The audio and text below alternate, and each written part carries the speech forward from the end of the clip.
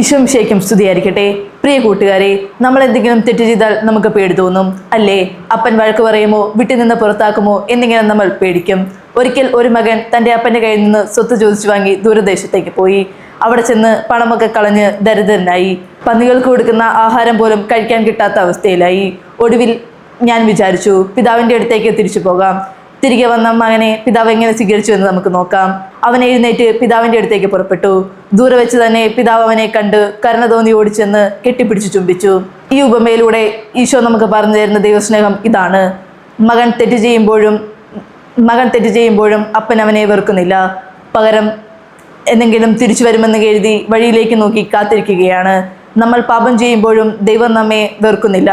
പകരം നമ്മൾ തിരിച്ചു വരുന്ന നോക്കി കാത്തിരിക്കുകയാണ്. ഇന്നത്തെ പരിഹാര പ്രവൃത്തി ഇതാണ്.